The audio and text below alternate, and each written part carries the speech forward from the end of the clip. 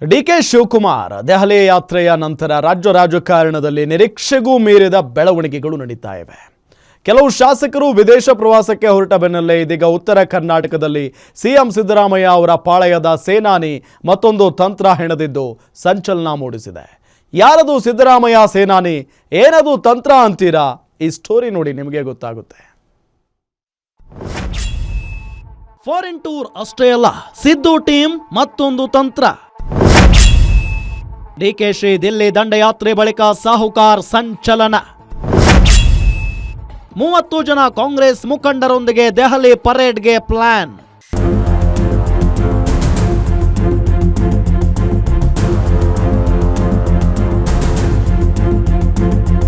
DCM DKShi Delhi ದಂಡಯಾತ್ರೆ ನಂತರ ಉತ್ತರ ಕರ್ನಾಟಕದ ಕಾಂಗ್ರೆಸ್ ಪಾಳೆಯದಲ್ಲಿ ರಾಜಕೀಯ ಕ್ರಾಂತಿ ಶುರುವಾಗಿದೆ.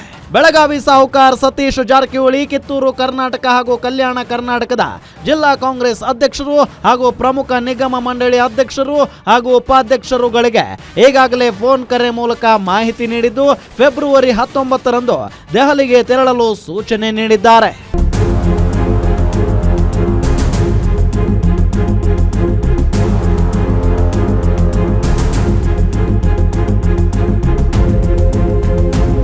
ಮೂಲಗಳ ಪ್ರಕಾರ ಸಚಿವ ಸತೀಶ್ ಜಾರಕಿಹೊಳಿ ಕೆಪಿಸಿಸಿ ಪಟ್ಟಕ್ಕಾಗಿ ಕೆಸಿ ವೇಣುಗೋಪಾಲ್ ಹಾಗೂ ಸುರ್ಜೇವಾಲಾ ಅವರೊಂದಿಗೆ ಚರ್ಚಿಸಲು ಮತ್ತು ತಮ್ಮ ಶಕ್ತಿ ಪ್ರದರ್ಶಿಸಲು ಈ ವೇದಿಕೆ ಸಿದ್ಧ ಮಾಡುತ್ತಿದ್ದಾರೆ ಎಂದು ಕೇಳಿ ಬರುತ್ತಿದೆ.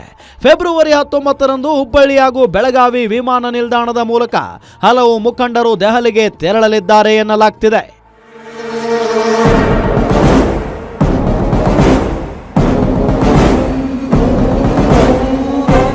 ಇನ್ನು ವಿಷಯ ತಿಳಿತಾ ಇದ್ದಂತೆ ಡಿಕೆ ಶಿವಕುಮಾರ್ ಕೂಡ ಅಲರ್ಟ್ ಆಗಿದ್ದಾರೆ.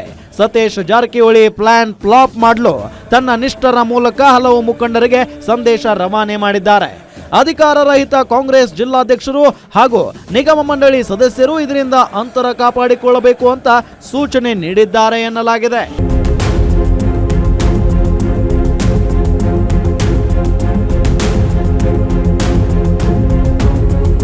ಕೆಲವು ಶಾಸಕರು ವಿದೇಶಿ ಟ್ರಿಪ್ ಹೊರಟಿದ್ರೆ ಇಲ್ಲಿರೋ ಕಾಂಗ್ರೆಸ್ನ 2 ಬಣದ ನಾಯಕರು ಒಂದೊಂದು ತಂತ್ರ ರೂಪಿಸುತ್ತಿದ್ದಾರೆ. ಸದ್ಯದಲ್ಲೇ ರಾಜ್ಯದಲ್ಲಿ ರಾಜಕೀಯ ಕ್ರಾಂತಿಯಾಗುತ್ತಾ ಅನ್ನೋದೇ ಕುತೂಹಲವಾಗಿದೆ. ವಿಡಿಯೋ ಜರ್ನಲಿಸ್ಟ್ ಮಹೇಶ್ ಜೊತೆ ಮಲ್ಲಿಕ್ ಬೆಳಗಲಿ, ಗ್ಯಾರಂಟಿ ನ್ಯೂಸ್, ಹುಬ್ಬಳ್ಳಿ.